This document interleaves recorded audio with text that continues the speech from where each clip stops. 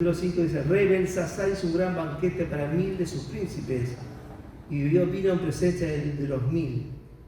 Recalentado con el vino, Belsasar mandó a traer los vasos de oro y plata que Nabucodonosor, su padre, había sacado del santuario de Jerusalén, para que bebieran en ellos el rey y sus grandes, sus mujeres y sus concubinas. Había una gran fistichuela, ¿sí? Dice que alguien se había ido de copas, ¿no?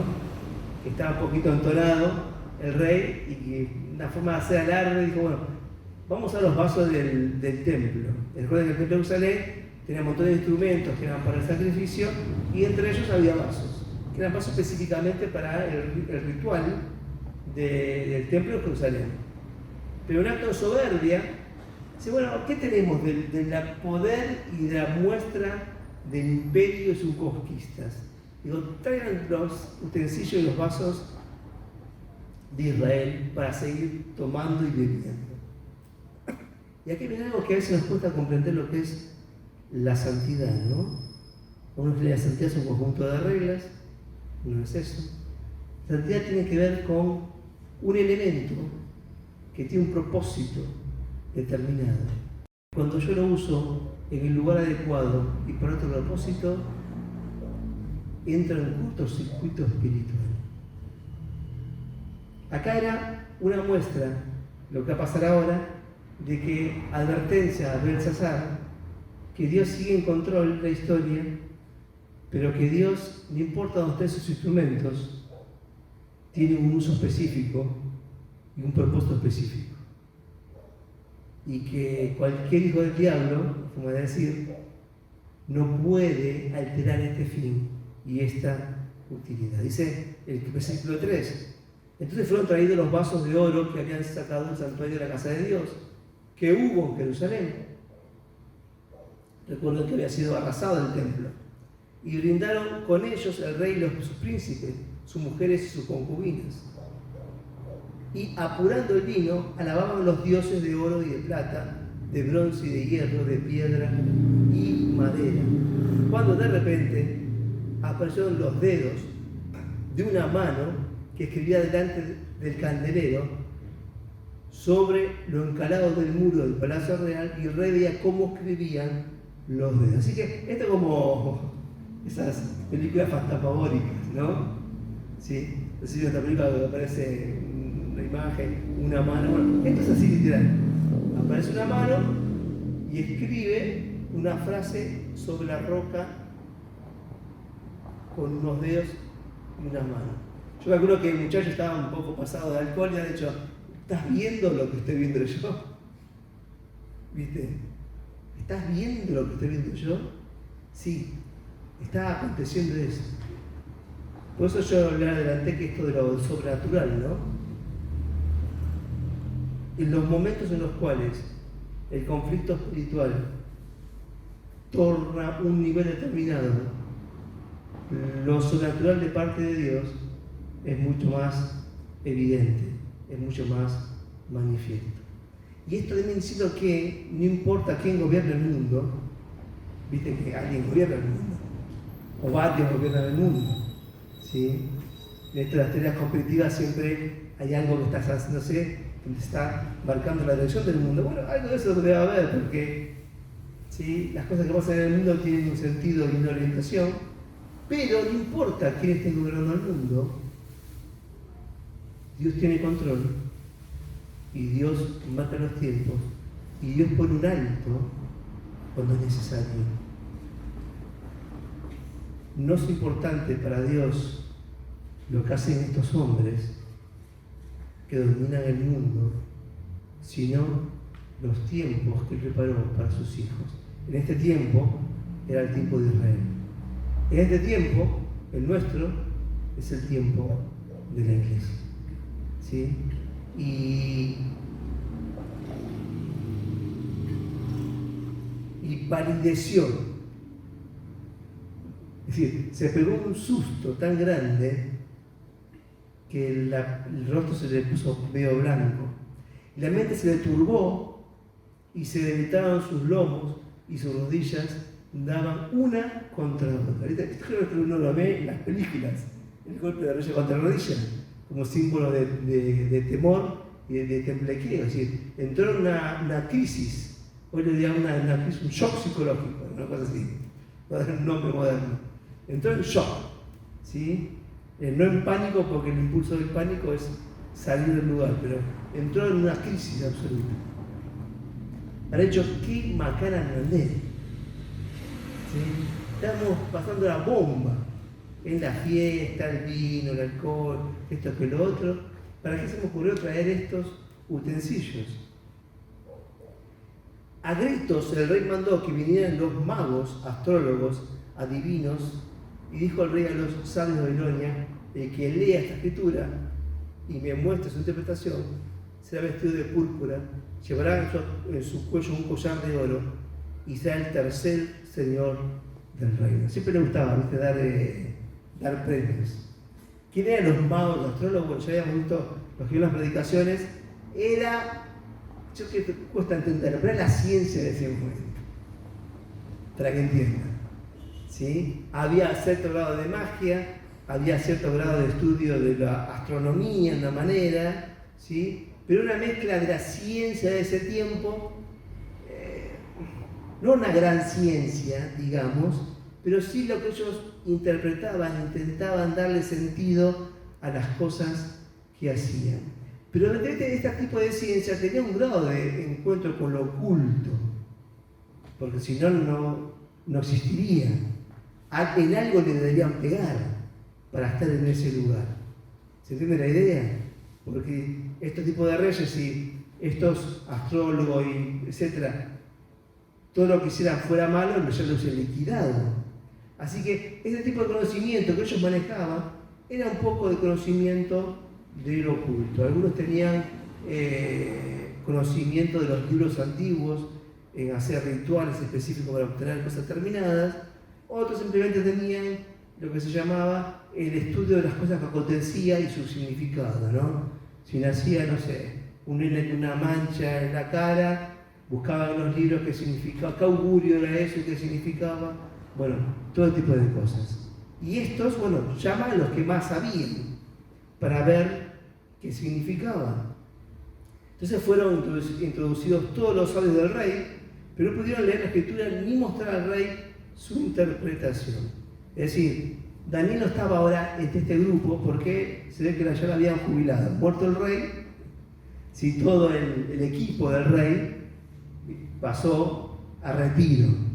Y el rey tenía gente nueva, o gente más a su conocimiento, o gente que le gusta. Decíamos, el ciclo rojo había cambiado, como sería hoy en los tiempos modernos. Pero la reina, motivada por las palabras del rey y sus príncipes, entró a la sala del rey, del banquete, y dijo: vive para siempre, oh rey, no se turbe tus pensamientos ni palidezca tu rostro. En tu reino hay un hombre en el cual mora el espíritu de los dioses santos, y en los días de tu padre luz, inteligencia y sabiduría, como la ciudad de los dioses fueron halladas en él. Y el rey Nabucodonosor, tu padre, oh rey, lo constituyó príncipe de los magos, astrólogos, caldeos y adivinos. Y esta era como la memoria colectiva de Daniel, ¿no? ¿Sí? Me gusta la frase que en la lengua original, ¿sí?, dice espíritu de los dioses santos, ¿no? No es la lengua usada de Israel para hablar de los hijos de Dios, pero en Babilonia, ¿sí?, a Daniel se conocía con esta terminología. Muere el espíritu de los dioses santos, ¿sí?, que no era un lenguaje de Israel, era un lenguaje de los babilonios. Como diciendo, este tipo tiene un extra que nunca se había visto ni nadie ha atendido. No es como los dioses que conocemos acá, sino que tiene que ver con algo mucho más grande, superior. Y cuando estaba tu padre, fue el que lo aconsejó y lo nombró príncipe. ¿Debido a qué? Debido a eso.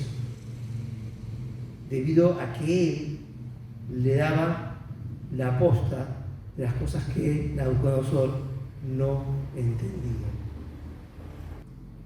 Por cuanto en él había un espíritu superior y ciencia y entendimiento para interpretar sueños, descifrar enigmas y resolver dudas. Esto es, en Daniel, el cual el rey puso por nombre Belsasar. Ahora pues, llamas a Daniel y él te mostrará la interpretación. Siempre hay una tendencia, ¿no?, a correr, es decir, en el poder, en el caso este de Daniel. Bueno, si fue un tipo tan exitoso, el próximo rey lo hubiese, digamos, contratado de vuelta.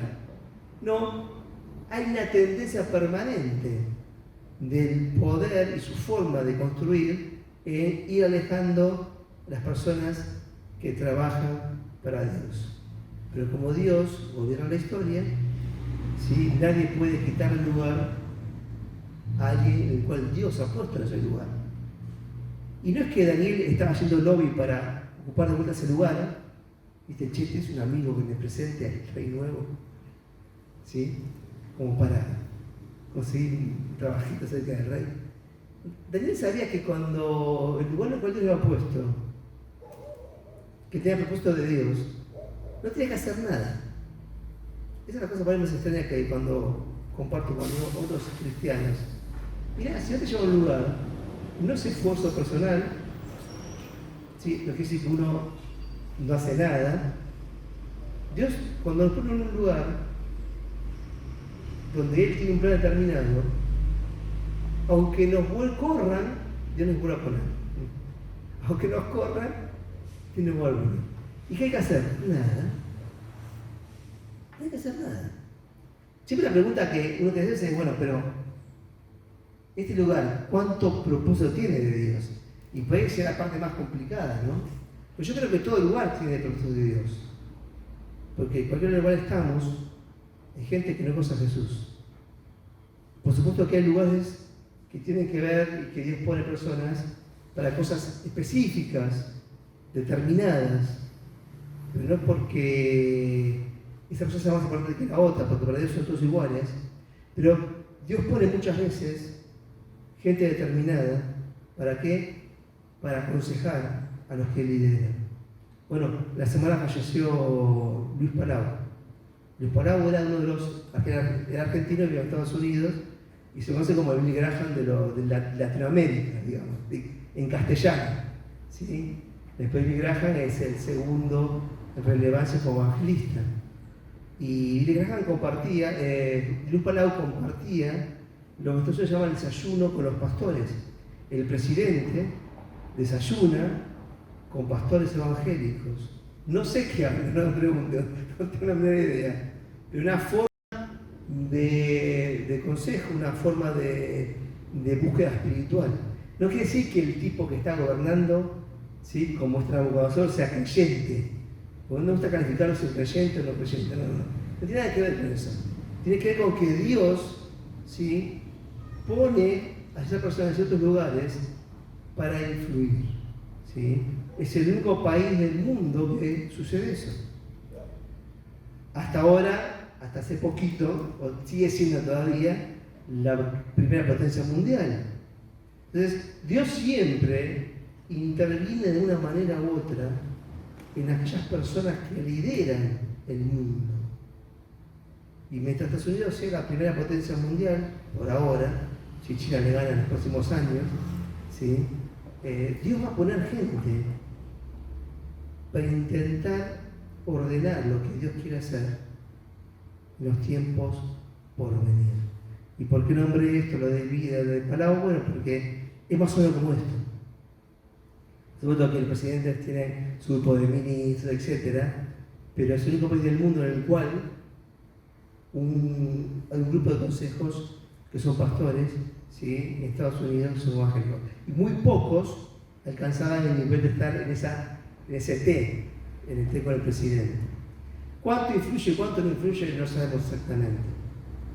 Pero sería algo como esto, ¿no?, para que tengan una idea en los tiempos actuales. Por supuesto que en este tiempo, en el tiempo en el cual los que lideran buscan el mundo de lo oculto, los líderes que Dios pone para hacer ese trabajo tienen un respaldo sobrenatural. Y esto es muy importante. ¿Por qué?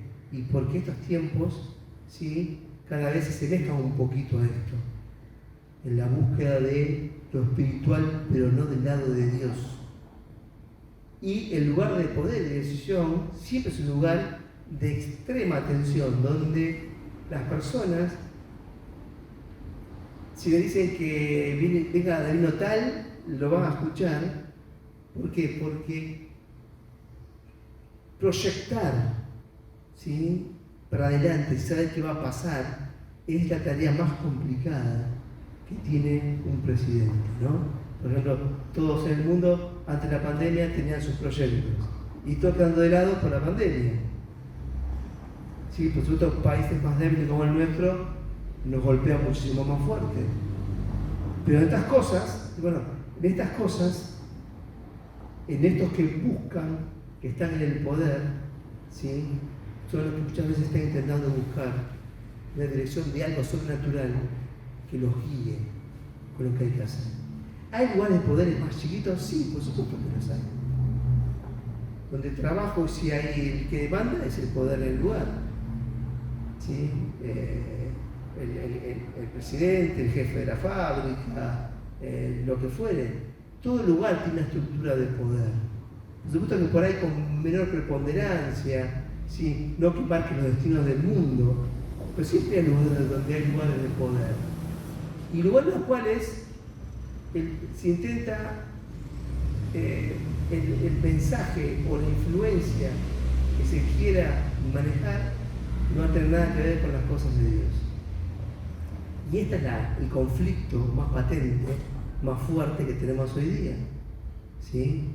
Vivimos una sociedad convulsionada donde los valores cambian tan rápidamente, ¿sí?, y las nuevas tendencias y las nuevas ideologías, ¿sí?, no es como antes que tardaban años en conocerse, ahora están a un clic, ¿sí?, donde uno puede ver prácticamente las cosas más extrañas y las cosas más raras. Entonces, bueno, ¿qué está pasando en el mundo, en nuestro mundo hoy? En el mundo de Daniel, era el mundo en el cual este imperio que gobernaba lo que era el mundo conocido para esa época y conquistaba, era un impas hasta que Israel volviera a la tierra prometida. Pero un mundo en el cual no había conocimiento de Dios. Y cada uno adoraba en la forma que podía, en las cosas que entendía. Y Israel, que iba a ser la nación, que iba a llevar la luz a otros pueblos, había perdido la funcionalidad. Por eso estaba en el exilio. Pero iba a volver porque Dios no desecha nunca sus instrumentos. Ni siquiera hoy. Porque la palabra dice que, bueno, que el pueblo de la iglesia, si en el último tiempo, se va a unir a los judíos que crean en Jesús. Es decir, va a ser los insertados en la oliva, en el árbol original. Entonces, bueno, ¿qué pasó? ¿Qué escribió? Entonces Daniel fue conducido ante el rey y dijo el rey a Daniel: ¿eres tú, Daniel, de los hijos de la cautividad de Judá, que mi padre trajo de Judea? Como sabían qué estaba pasando. Yo he oído de ti que el Espíritu de los dioses santos está en ti, y que luz y entendimiento, sabiduría preeminente han sido hallados en ti. Acá fue la frase, ¿no? Dioses santos, ¿no? Esas cosas que los tipos no lograban entender. ¿Viste? Sabían que Daniel tenía algo sobrenatural. Daniel tenía una muestra de conocimiento, de ciencia, que escapaba del promedio. Pero esto siempre hablaba en plural, ¿no? Los dioses santos. ¿Sí? Como que ellos le daban una categoría determinada. No comprendían exactamente quién era el Dios de Daniel, ¿sí? Y su monoteísmo en ese tiempo. Yo quiero decir una cosa: uno puede hablar montones de veces de Jesús. Este no es un tiempo en el cual, ¿sí?, uno dice algo determinado y la persona entienda entiende de qué estamos hablando. Ya puede ver el poder, puede sentir el amor de Dios, pero todavía va a tener una idea vaga, ¿sí? Vaga, de quién es nuestro Dios. O digamos, tenemos más siempre de qué creemos, que no es lo importante. ¿Por qué? Porque es un tiempo similar. ¿Sí? Va a haber muchos que van a ver cosas inesperadas y cosas que Dios hace, pero tampoco se va a alcanzar para decir yo quiero saber no solo lo que hizo, sino conocer al Dios que hace esto y experimentar su amor. Este es un tiempo así. ¿Sí? Te diría que es el tiempo aún más complicado para anunciar las buenas noticias que otro tiempo en la historia de la humanidad. Porque es un tiempo en el cual la competencia de lo espiritual va a estar marcada, continua, presente. Y va a meter nosotros los que creemos una convicción y una demostración del poder, del amor de Dios, como nunca antes la Iglesia ha mostrado. ¿Por qué? Y posiblemente, no digo que sea mañana ni pasado, las condiciones que tiene nuestra humanidad es la condición de los últimos tiempos. ¿Sí? Que no es ni mañana ni pasado, ni los próximos 100 años posiblemente, ni los próximos 500 años, pero que los síntomas son de esto. Cuando uno ve la humanidad, cuando uno ve cómo está el mundo, uno puede leer muchas partes del Apocalipsis y cómo se asemeja. No me gusta, digamos, dar detalle de eso porque no hay precisión de las cosas. ¿Sí? Yo a veces me gusta ver cuando alguien te explica el detalle. Digo, pero escuchame, tantas cosas, ¿cómo sabe? ¿Dónde lo sacó? Viste que te cuentan los días, los códigos. Sí, Jesús dijo clarito, que el tiempo no se sabe cuando Él viene. ¿Sí? Que está en la sola voluntad de Dios. Y nadie en la tierra sabe. Porque la tarea de la iglesia es anunciar y anunciar. Así que, después de las credenciales, el reconocimiento de la tarea de Daniel, yo te pregunto, si Daniel era tan reconocido, ¿para qué lo echaron? ¿Para qué lo guardaron? Bueno, es que nos cuesta comprender que el conflicto espiritual hace eso. El conflicto espiritual hace eso. Intentar correr, intentar generar oposición. Si leen todo lo que pasó con Daniel, al comienzo uno puede ver que de movida ese conflicto espiritual comienza a estar. Nosotros no estamos atentos a esas cosas. Bueno, yo sí estoy atento a esas cosas. Pero la mayoría de la gente no está atenta a esas cosas.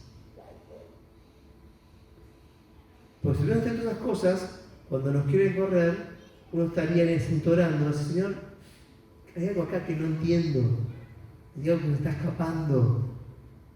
¿Por qué? Porque si Dios quiere que algo yo tengo que hacer y me están corriendo, pero yo estoy consciente de que Dios tiene proyecto en mí. Cada vez que pase algo, no es que lo está actuando en contra, pero lo está buscando de Dios para que Dios me guíe y me enseñe. Y ahora han sido traídos delante de mí los sabios y astrólogos para que leyeran esta escritura y me dieran su interpretación, pero no han podido mostrarme la interpretación del asunto. De ti, sin embargo, he oído que puedes dar interpretaciones y resolver enigmas. Ahora bien, si puedes leer esta escritura y darme su interpretación, serás vestido de púrpura, con un collar de oro alrededor de tu cuello, y serás el tercer señor del reino. Entonces Daniel respondió y dijo delante del rey: quédense tus dones para ti mismo, ¿cierto? Los regalos y tus premios a otro. Sin embargo, yo leeré el escrito al rey y le haré conocer la interpretación. Acá hay algo muy claro, ¿no? Daniel no iba en búsqueda del rédito que podía darle lo sobrenatural, porque le dice: mirá, no te voy a interpretar porque vos me vas a pagar. El regalo no es a otra persona. Yo te voy a interpretar Entonces Daniel, porque Dios me puso acá para hacer luz. Y me des o no me des nada, lo voy a hacer igual. No quiere decir que Daniel decía, no, se rechazaba las cosas que le dan, no, decir, no lo hacía con interés. No mezclaba. Así que él dice, yo no lo voy a hacer porque vos me estés dando un conocimiento y riqueza, lo voy a hacer porque es mi propósito. Eso está diciéndole al rey. Que le dé eso a cualquier otro. Oh rey, el águila allá dio a tu padre, Nabucodonosor, el reino y la grandeza. Bueno, acá es decir, este texto está escrito parte en arameo y parte en hebreo. ¿Sí? Esto parece más una expresión musulmana, la escritura, pero en realidad son lenguas parecidas. Como Dios no tiene un nombre único en el Antiguo Testamento, porque a Dios no se lo podía nombrar, había expresiones de Dios que hablaban de los atributos de Dios. Y esta es una de ellas. Y por la grandeza que le dio, todos los pueblos, naciones, lenguas temblaban y temían ante él. Y acá dice Daniel que eso se lo dio Dios a Nabucodonosor. Yo cuando leí el texto ya muy jovencito, ¿no? Yo preguntaba, ¿por qué Dios le daba eso a ese tipo que era un tipo que no tenía nada que ver con nada? Y es lo que muchos nos cuesta comprender y nos cuesta entender, ¿sí? Que Dios, que gobierna la historia, a veces permite que ciertas personas estén en un lugar determinado, no porque sean buenos creyentes, no porque sean tipos ejemplares, porque coadyuvan al propósito de Dios. Pero le pone a alguien que le marca la cancha. Y este caso era Daniel. Y por la grandeza que le dio, todos los pueblos, naciones y lenguas temblaban y temían ante él. A quien quería mataba y a quien quería concedía vida, a quien quería engrandecía y a quien quería abatía. Pero con su corazón se ensordeció, y su espíritu se endureció en su orgullo, fue depuesto del trono de su reino y despojado de su gloria. Y fue apartado entre los hijos de los hombres, y su mente se hizo semejante a la de las bestias. Acá está acordando la historia, ¿no? Porque no es que Belsasar no sabe la historia. Belsasar no es que era el hijo de un matrimonio monogámico del rey. Era uno de los tantos hijos que pues, ni tenía contacto con el rey. Que en la lucha interna, la posición del poder, haya accedido al poder. Pero no era los reyes no tenían una familia como, aunque sea la familia más desarticulada o ensamblada de hoy, ¿sí? Nada que ver con ese tiempo. El hijo del rey era un súbdito del rey también, con posiciones de heredad, pero no estaba continuamente con el rey, ni sabía lo que pasaba. Entonces, Daniel le cuenta brevemente lo que había pasado. Cuando el rey Nabucodonosor entró en un grado de soberbia, que ya lo que todo tenía era de él, y era por sus medios, su esfuerzo, Dios lo manda al llano, ¿sí? Para que vuelva a la cordura y reconozca que Dios gobernaba. Y tú, su hijo, Belsasar, no has humillado tu corazón, sabiendo todo esto. Antes bien, te has ensoberbecido contra el Señor de los cielos, e hiciste traer delante de ti los vasos de su casa, y tú y tus grandes, tus mujeres y tus concubinas estaban bebiendo en ellos. Y además de esto, diste alabanza a Dios de plata y de oro, de bronce, de hierro, de piedra, madera. Ni ven, ni oyen, ni saben, pero al Dios en cuya mano está tu aliento y cuyos son todos tus caminos, nunca honraste. Por lo que su presencia fue enviada la mano que trazó esta escritura. Esta pues, la escritura que fue trazada dice, Mene, Mene, Tekel, Uparsin. Y esta es la interpretación del asunto. Mene, construyó tu reino y le ha puesto fin. Tekel, pesado ha sido en balance y fuiste hallado falto de peso. Pérez, tu imperio ha sido roto y dado a los medos y a los persas. Entonces dio orden a Belsasar y vistieron a Daniel de púrpura con un collar de oro alrededor de su cuello y proclamaron que él era el tercer señor del rey. Bueno, igual los premios no estuvo igual. Pero fue la enseñanza, ¿sí? El principio de esta enseñanza, que para traspolar la antigüedad ahora uno tiene que hacer un poquito de esfuerzo. Bueno, es que yo diría, el instrumento que Dios tiene, los instrumentos de la casa de Dios, que tienen un fin determinado y no es específico, no pueden ser usados para otra cosa. Y cuando este grado de, digamos, de ofensa a Dios, ¿sí?, sucede y es hecho por alguien que no conoce a Dios, Dios interviene, ¿sí?, para actuar y poner orden en ese lugar. Y esto de que el utensilio de Dios o el vaso, los instrumentos de Dios, se usen para otra cosa, tiene que dejarnos un pensamiento de enseñanza que es muy importante para este tiempo. Todos nosotros somos, de esta manera, instrumentos de Dios. Que cuando estamos en un mundo, ¿sí?, donde Dios no existe, ¿sí?, donde la mayoría de la gente, mucha gente no sabe quién es Jesús. Es la primera generación, estos últimos 20 años, donde en países modernos, en grandes ciudades, hay gente que no sabe quién es Jesús. Pero no porque vengan de extranjero, porque fueron educados sin ningún tipo de conocimiento de Dios. Eso no había acontecido antes, excepto cuando se enviaban los misioneros a lugares donde nunca había llegado la civilización. Y hoy tenemos eso. Por eso creo que esta idea, ¿no?, de este cuerpo, este vaso, como instrumento que tiene propósito, para Dios es muy importante. Por eso que no lo va a hacer en los términos del Antiguo Testamento. Dios va a actuar en los términos de la gracia. Pero Dios constantemente nos recuerda eso, que los instrumentos de Dios, para Dios, son muy importantes y Él los guarda, ¿sí?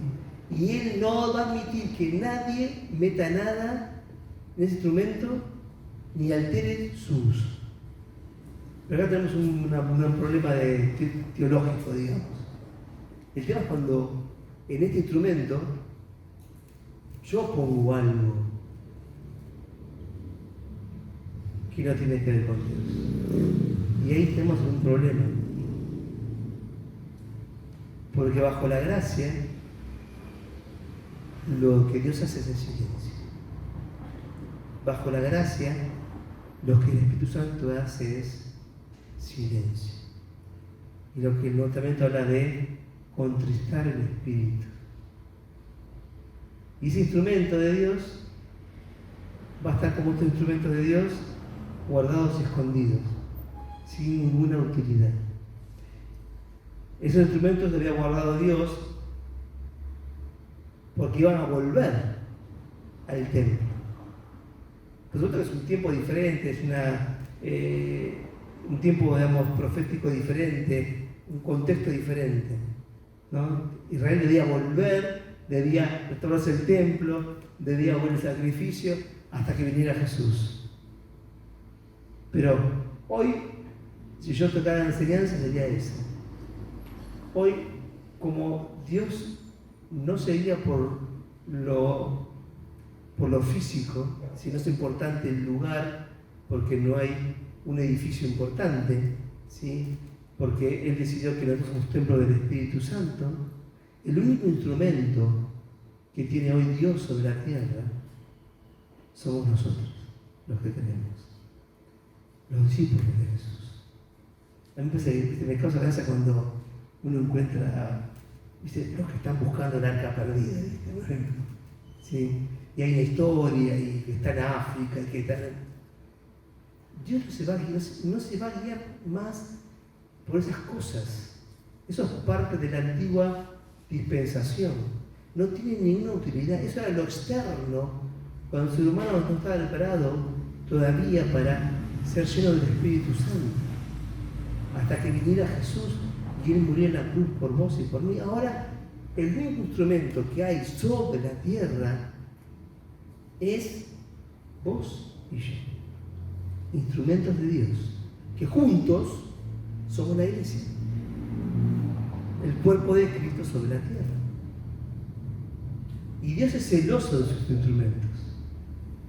Dios no va a permitir que estos instrumentos el diablo los vapulee, el diablo les meta cosas, los use para un fin que no tiene que ver con lo que Dios creó. Pero Dios no puede hacer nada si yo decido hacer algo con este instrumento que nada tiene que ver con lo que Dios quiere. Y lo único que hace Dios es hacer silencio. ¿Por qué? Porque estamos en la gracia. Estamos en la gracia. Y Dios espera que yo reaccione, que le vuelva a buscar. ¿Para qué? Para que Él vuelva a ordenar el instrumento, lo limpie y lo ponga a predisposición para accionar y para hacer. Podamos encontrar cosas nuevas, proyectos nuevos que vienen de ti, Señor. Proyectos nuevos que vienen de ti. Padre, y para aquellos que no te conocen, te pido, Espíritu Santo, que tú convenzas, como dice tu palabra, de pecado, de justicia y de juicio. Una convicción que solamente viene de lo alto. Mira, Padre, volver a nuestras casas, los que ya salgan. Gracias porque tú nos cuidas, nos proteges y estás a nuestros lados. En el nombre de Cristo Jesús. Amén, amén, amén. Amén.